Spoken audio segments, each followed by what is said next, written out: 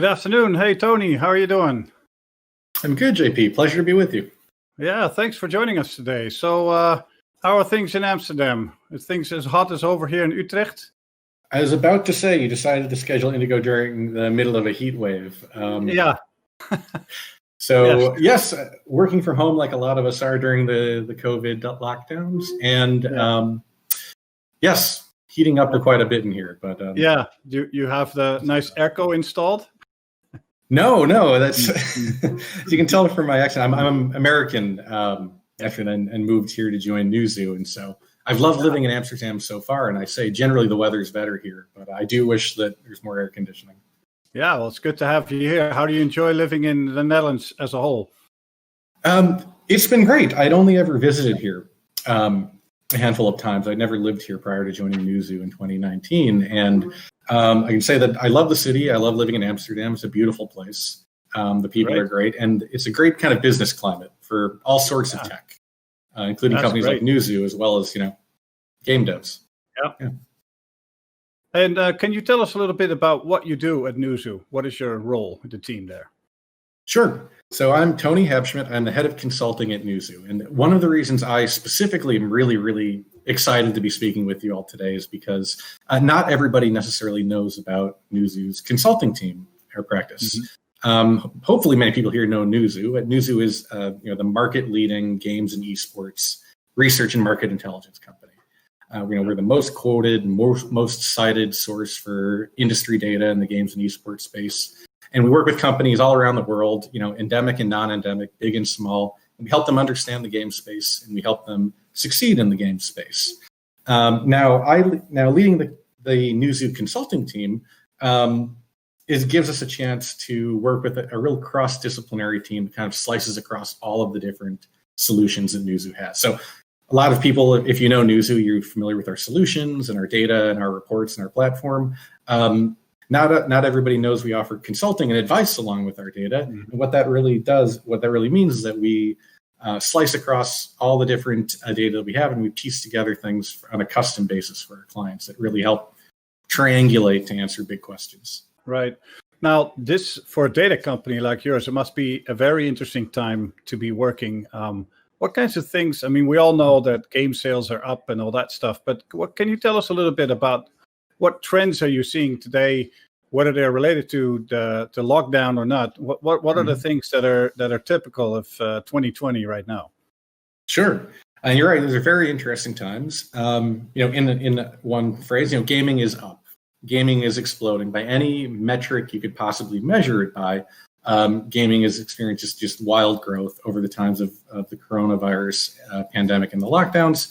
Whether you're looking at the number of players or the player shares, the number of games that they play, even the average play session length, whether you look at the market in terms of revenues or streaming, everything is going up. And if you wanted, we could just we could leave it there, and the interview would just be 1 minute long. But really, as market analysts, we think it's incumbent upon ourselves to try to break down those numbers and parse the data as much as we can, because as you might imagine, not all gamers are uniformly playing everything more across all regions. There are really big, significant differences between the way the lockdowns and the explosion of gaming has sort of rippled through the games ecosystem unevenly. Certain regions are behaving differently from each other. Certain genres are up more than others. Certain platforms are up more than others. And so we and not only that, when we survey gamer motivations and gamer behaviors, the reasons that people are playing differently are expanding as well. And so hopefully we'll get a chance to talk about all of this. But as you said, one important thing that it's important to keep in mind is that now are not necessarily unique to COVID or the lockdowns, but they're acceleration of trends that we were already seeing happening. So when you think about things like games becoming social media, that was happening anyway. And you look at, companies like Twitch or Steam, trying to become kind of social networks in and of themselves, or you look at Fortnite, the way that non-gaming content, like they're now concerts in the Fortnite game, have kind of expanded. It shows that games were becoming more social anyway, but with the world of social distancing and everybody staying at home, there's been a huge impetus to accelerate the trend towards making games social experiences. Okay, so you're saying that the social aspect of the social lobby that games have become, that's a trend that's been accelerated by the current lockdown? I would certainly say yes. And it's something that's happening across all games. And like I said, games were already moving in that direction, but you're starting to see, in a world where this is the only way a lot of people have of interacting with their friends. Not games as social lobbies, but also I would add to that streaming. I think we've all seen, streaming platforms, especially Twitch, have set all-time records for streaming and viewership, and that's not just playing, but it's a way of saying that gameplay is not just a gaming experience. It's not even a shared gaming experience. It's a way you play socially, but you also share what you're playing with people socially who may not even be playing. And that kind of interactivity is expanding across the board.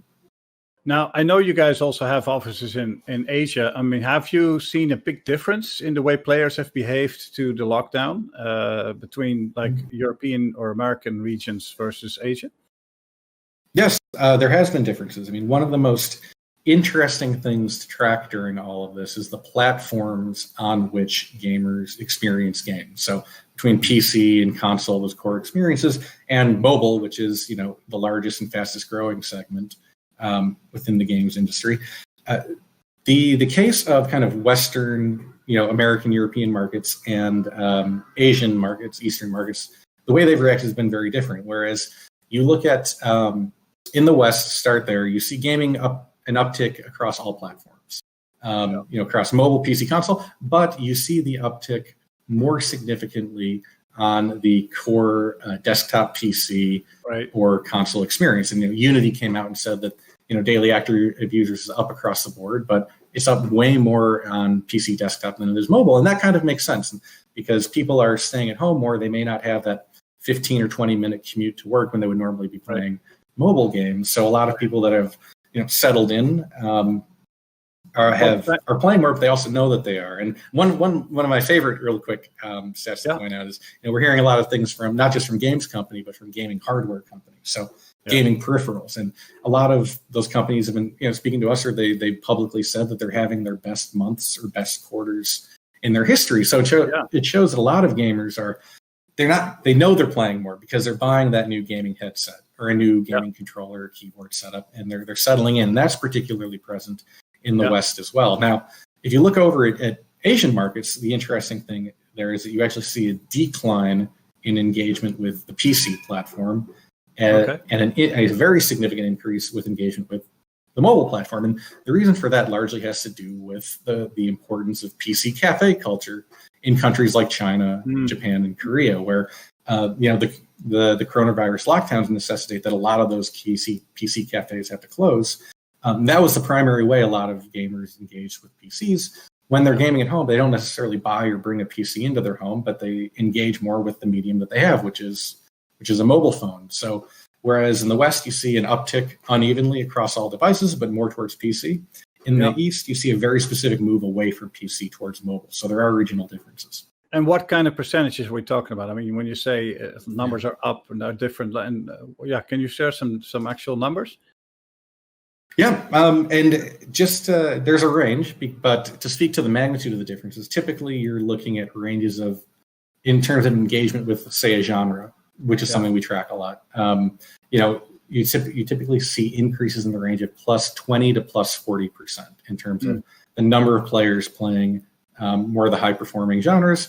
If you look at the magnitude of players who say they're gaming more, it's roughly slightly more than 2/3 of gamers say that they're playing more. And it's worth pointing out that there is a significant minority, somewhere from 10 to 15% of gamers that are playing less, because there's been kind of an unevenness to the impacts of coronavirus. For example, some people's home situations have changed, and they have, with the school closures, they have kids to take care of at home now, and those are the people within which population subset you see a pretty drastic decline in gaming activity. Yeah.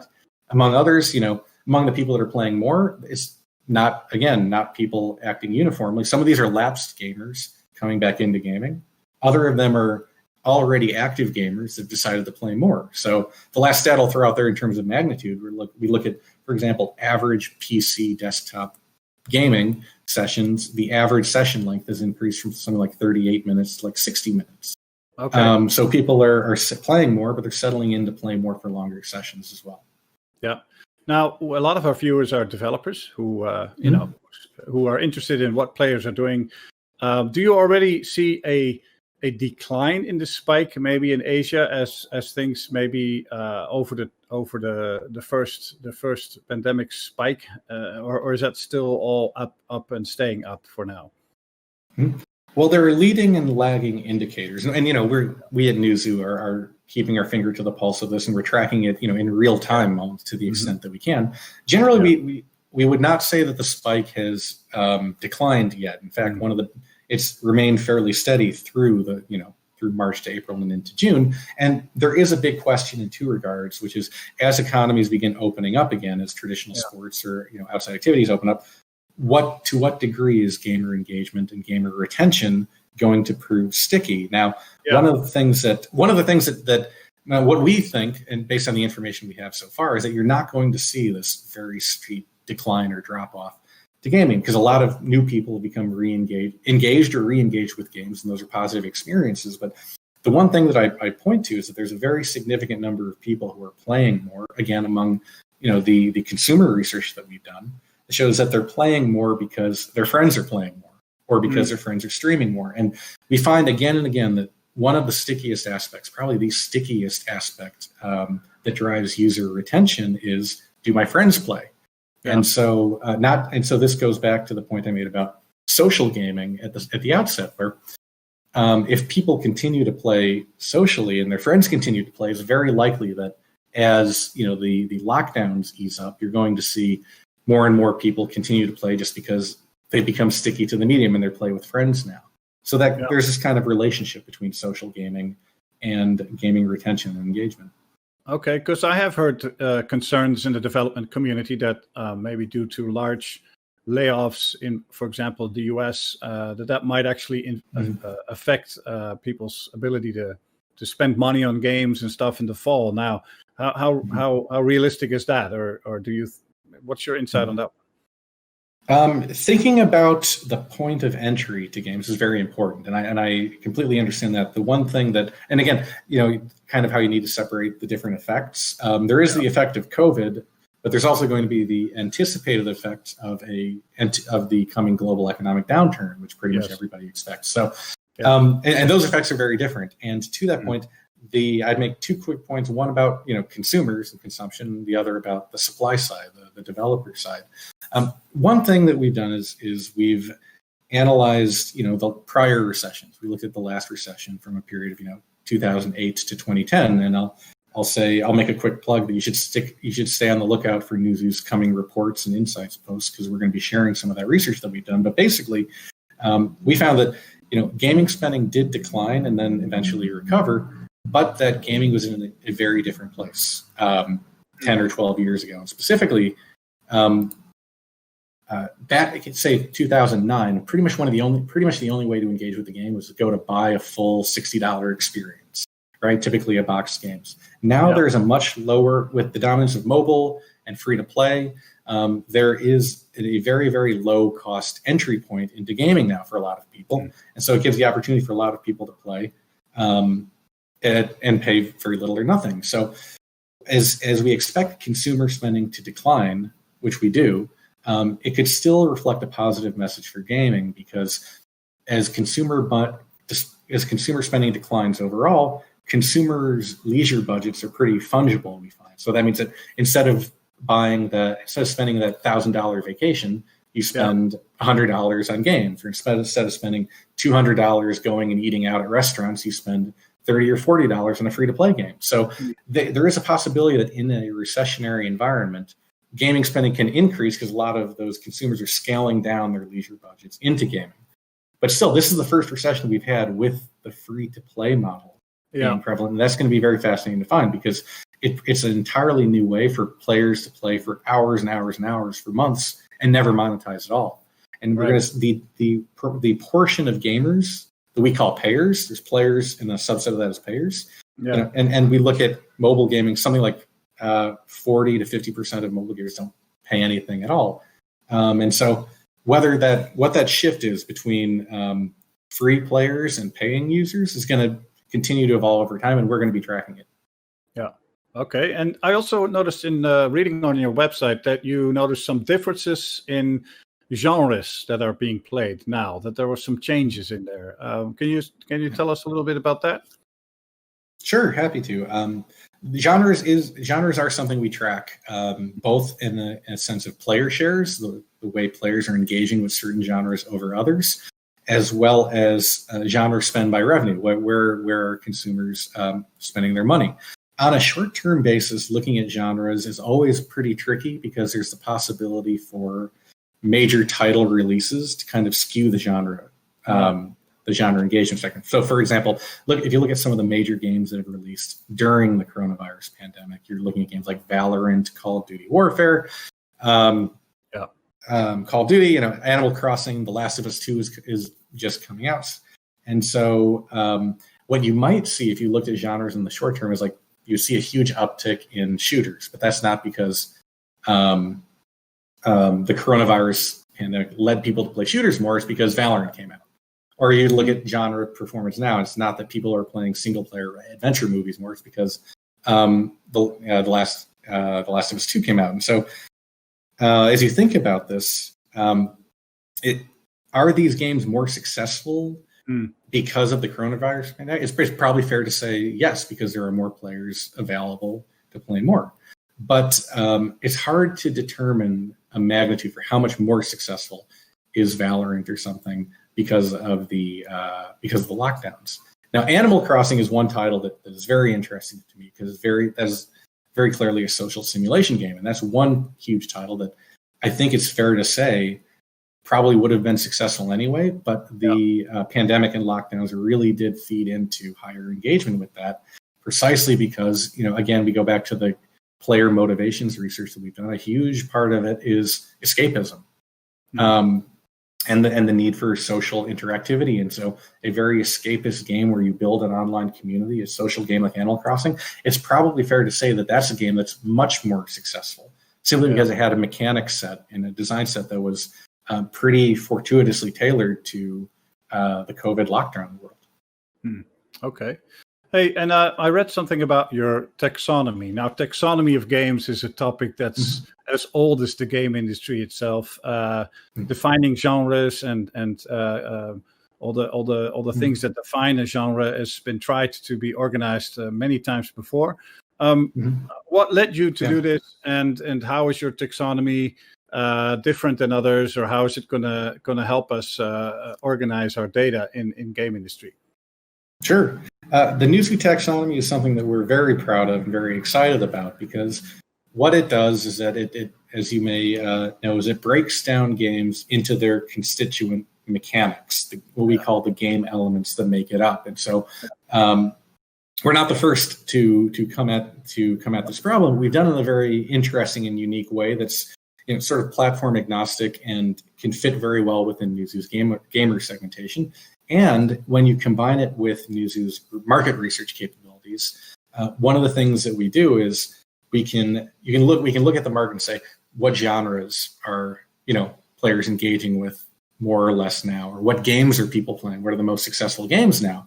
Well, we can deconstruct that one level deeper to say, instead of looking at what games are popular, just look at which mechanics and which game elements are players engaging with and which are spiking, which is extremely useful, we found, for a lot of game developers, because it allows you to say, if we're looking into a market and the elements of the taxonomy are things like dimensionality, 3D, 2D, it's art style, fantasy, medieval, it's setting, it's all of these different ways, plus different ways of monetizing the game. And so it's very when game developers use this taxonomy, it allows them to say, okay, we're entering a space where that may be crowded. We have game design elements where the market may be saturated. There are too many combinations of this art style with this dimensionality, with this player movement style. Maybe it can help us ideate further and avoid pitfalls. And the other side of it, of course, is that sometimes gamer developers see an empty space, and they say, okay, nobody is using this combination of mechanics and game elements yet. And the question for them is nobody playing it because players don't want it? Or is nobody playing a game with these game elements because it's a blue ocean and nobody's tried it and it would seem very fresh to gamers who experience it? And so we work with game developers all the time, and indies as well as AAAs, where we try to help them understand, okay, you can look at the data, but you also kind of need insights and advice to accompany that data and say, okay, you may have stumbled upon something completely new here, or you may have stumbled upon something that people just don't want. And our taxonomy is one of the tools that we deploy to do that in a more rigorous, kind of more empirical way, rather than just trying to guess at what we think players are going to want to engage with. Yeah, and you engaged with the development community, I imagine, in testing this taxonomy, because taxonomy really is like a vocabulary of games, right? It's a vocabulary of what we're going to try and use to help have a common ground to discuss data and discuss factual changes in certain genres. How have you engaged with the development community on this? I like the way you phrase this, kind of a vocabulary for games. And yes, we did receive, this is, many months in the work, because once we have the taxonomy in place, we want to be able to sort the entire gaming universe into it. And as new games come out, we want to be able to deconstruct it using the same vocabulary, where we don't have to keep adding to it and tinkering with it. And so this is the product of many months. And over that time, we spoke with a lot of the game developers that we have good relations with. And we incorporated a lot of game developer input. And the one thing that we found is, and I think that a lot of members of your audience probably know this, you can't design a game purely with market research. Game design is a naturally creative process. What we can do is, rather than lead the process, we can help you avoid the pitfalls along the process. We can help a game developer understand that, okay, these are overexposed or oversaturated elements within the landscape of games and game design.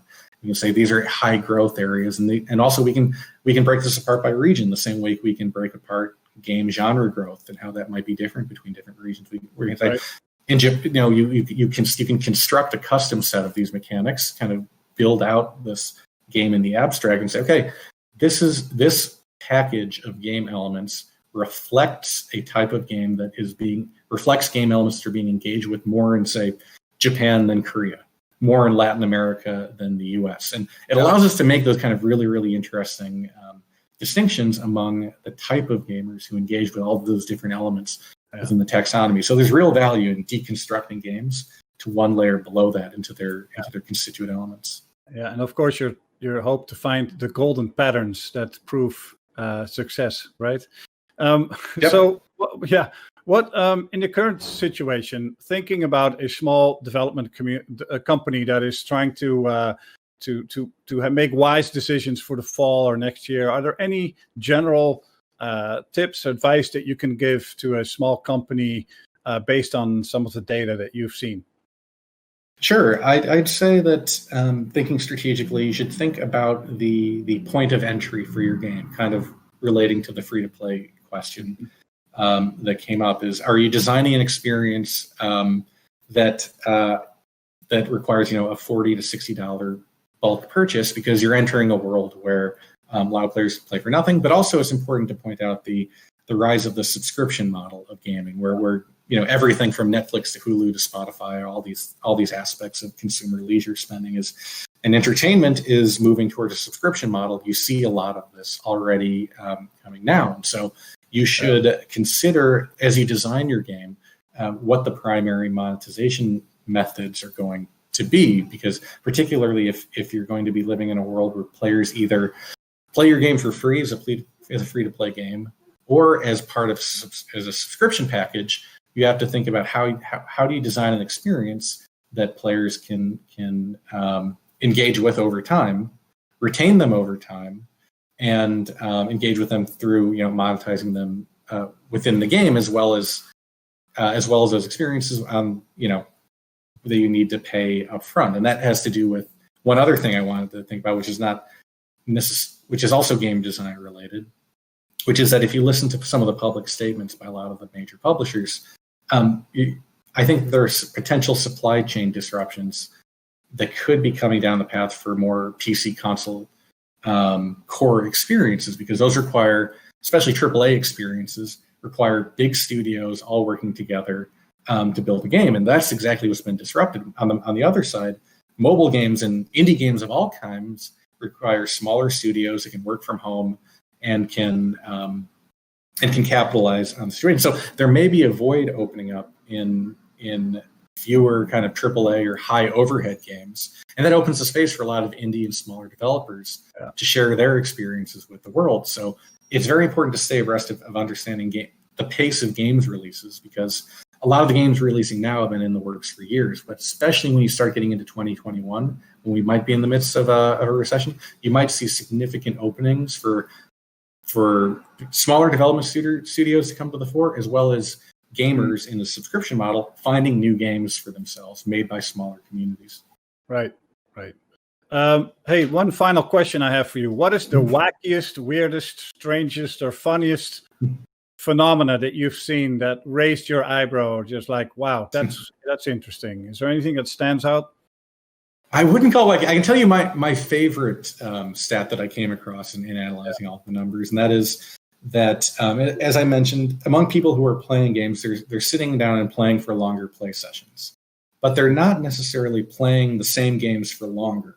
Among the people who are at home more and playing more, and they sit down for a longer session length, they're moving more towards games that are more complex and take a longer play session in order to resolve the game. So there are games like Battle Royale, or games like League of Legends or Rainbow Six, and you see a lot of those games. Rainbow Six said that they had the largest increase in they shattered all their player records. The most interesting thing to me is that is how players aren't playing more across the board. That when they have more space for more complex experiences that may take 45 minutes to 60 minutes to resolve, players tend to flow towards those games, which to me, I interpret that to the market as saying players are looking for more complex experiences. Players are ready for more enriched, longer sessions, and the current coronavirus lockdowns have kind of freed them up. And so the one thing I would say, just from a development perspective, is that not to be afraid of making complex experiences for your audience, because that makes the experience richer in a lot of ways. Yeah. Hey, well, thank you, Tony. Wow, lots of information. Thanks for taking the time to look into this, and we look forward to hearing more from Nuzu about what's going on, and we'll be keeping an eye on your website. Meanwhile, I want to thank you, Tony, for joining us, and maybe next year we'll be able to meet in person and do this the old-fashioned way. Thanks. Looking forward to it. All right. Thanks so much for joining us, Tony.